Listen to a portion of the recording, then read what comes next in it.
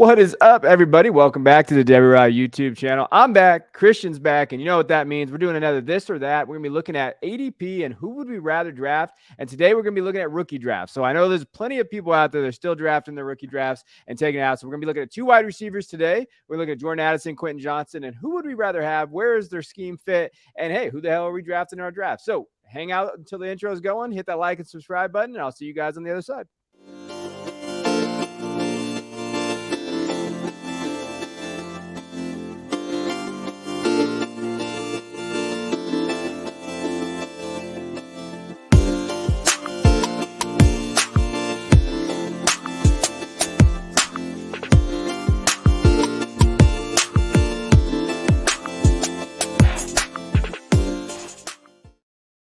All right, like I said, we're going to be doing Addison versus Johnston. This has pretty much come down to every rookie draft I've been in. You're either taking Addison or Johnston, and you have that decision to make. But let's talk about kind of where their ADP's at. So Addison right now is going to 107, wide receiver 2, right behind JSN. Although in some one quarterback drafts, I've seen Addison go wide receiver 1. But usually, most likely, when you're looking at ADP, he's going around that 2 mark.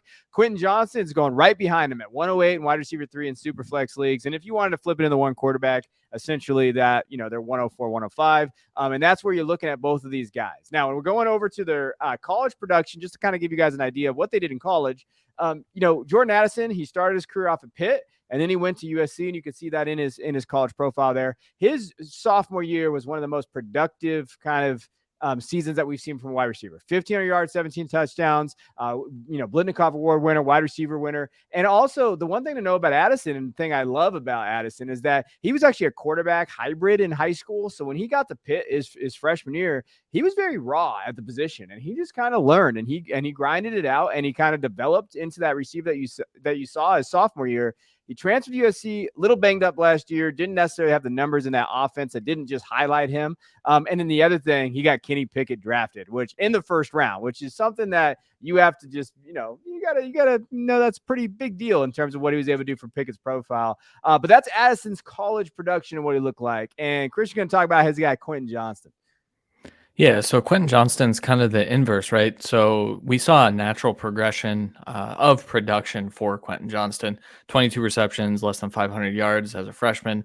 That was up to 33 for over 600 and 6 touchdowns in his sophomore year, and then kind of culminated with a great junior season, 13 games, 60 receptions, over 1,000 yards, and 6 touchdowns. And all the while he was averaging just a crazy yards per reception clip. And that wasn't always, a lot of people see that and they think, oh, he's just a deep ball threat. That's not necessarily the case, especially with Quentin Johnston. We'll get into what he does well, but it largely like you like to see that natural progression and not so much the regression in terms of the production because the film matched it.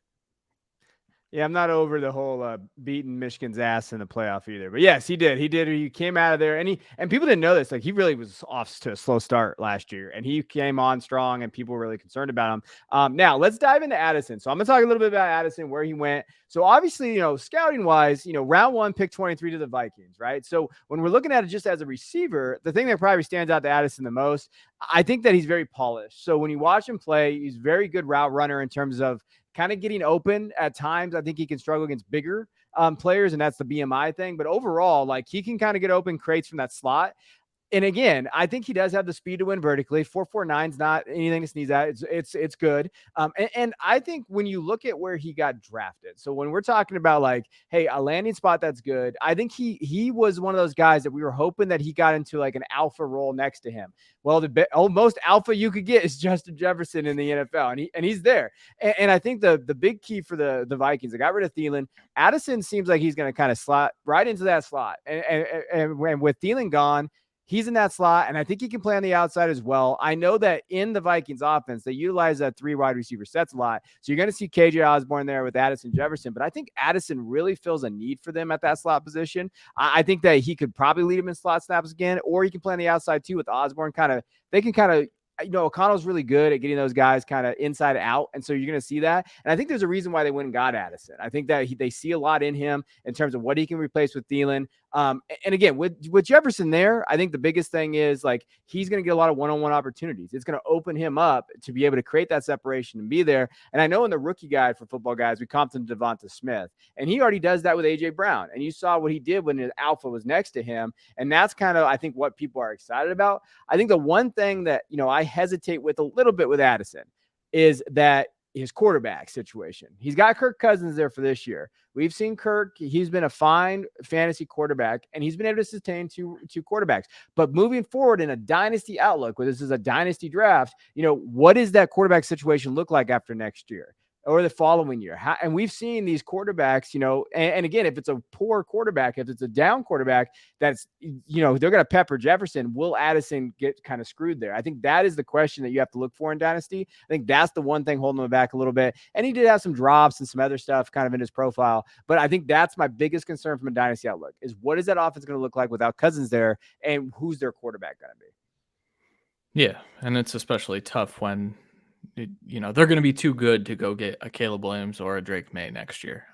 And speaking of which, we did a Caleb versus Drake May video, I believe, right? Did we do that? Yeah, go check it out. Yeah. All right, I'll talk about Quentin Johnston now. So 108, wide receiver 3. I kind of mentioned from a scouting perspective, you see the stats and you think, oh, he's just a deep ball threat. But Quentin Johnston is just an elite athlete that thrives on yards after the catch situations. He's not the most refined route runner in the world, but he's fairly new to the position. He started playing late. He started playing wide receiver late in high school. And so he was still a highly touted recruit, and he's still kind of learning the nuances of the game. But you see that short area agility at times. You see the ability to get open, and he's got the size. Big old guy. Kevin, I don't know if you remember back on, I think we were still the Debbie Royale at that time. I said that Quentin Johnston's film reminded me a bit of Oklahoma CeeDee Lamb. Mm-hmm. And that's important because Kellen Moore is now the offensive coordinator for the Chargers. And I think that when you're looking at what his outlook for this year could be, I think you're looking at potentially, rookie year CeeDee Lamb. I know that there are a lot of other players there to take up targets in Keenan Allen and Mike Williams, but we know that they haven't necessarily been the model of health over the last few years. So I think Quentin Johnston is going to be fairly productive. I think the Chargers are going to pass a little bit more. And I do think that Quentin Johnston's fully in their plans. You do wonder, though, how long Keenan has, how long Mike Williams has. They both are under contract, at least for this year and next year. I think Mike Williams probably stays a little bit longer. I think Keenan's probably getting towards the end. I know we haven't seen any signs of regression as he gets older, but I think that's the one concern is how long are those two going to hold Quentin's ceiling down? Because I think you're getting a nice floor player. I think, you're looking at a wide receiver 3, some weeks wide receiver 2. I think we could have wide receiver 1 weeks because his game fits Justin Herbert so well, but that ceiling's just not always going to be there. So I think that's the main question. The same way you have questions about Addison. Yeah, and that's why it's so interesting kind of a conversation to have. I think it really comes down. So as we kind of look at this and we go over who you're going to draft in this, I think it comes down to what situation are you more comfortable with? Because I think both players are fairly similar in terms of probably their expected outcomes. I think they both have good ceilings, and I both think they actually have pretty good floors based on where they got in their landing spot and where they're at. And I think it really comes down to where you're comfortable with that quarterback, and it's where it's Herbert or it's question mark with Cousins. And I think that's the key right now. So where are you going, Christian?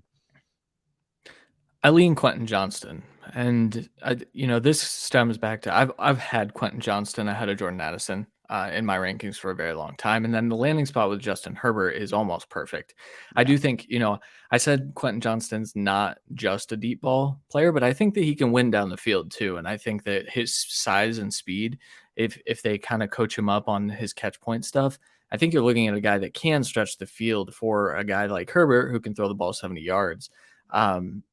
The caveat here is Jordan Addison is right in that tier with him. So I lean Quentin Johnston from a talent perspective. But I also have a team where I have Keenan Allen and Mike Williams, and I I took Quentin Johnston and I was like, well, I messed up here. And I should have taken Addison in that situation. But in most situations, I would lean Quentin Johnston.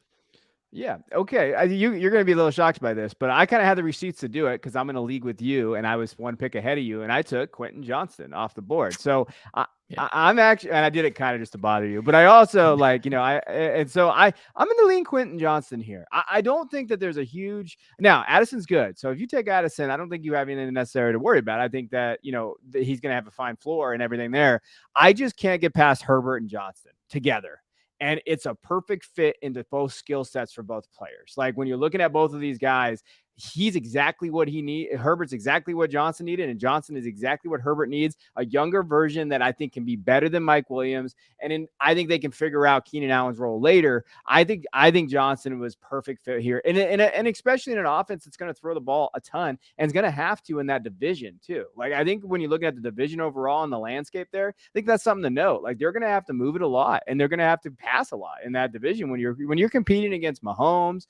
Okay, and all those other areas in that, and all the other teams in that division, like you're going to have to move it, and that's just one area. I don't know what Denver's going to be, but when you're going there, and again, Jimmy is Jimmy, but you're going to have to move and score points, especially in the AFC. We know this, so that's where I'm leaning. I'm going to go Quentin Johnston, barely. It's a little bit there, but I love the comp that we have. Like you talked about CD, we comped him to Des Bryant, the guide. Like I think moving forward, I think that he's the guy to go with, and I think I'm excited to pair him with Herbert.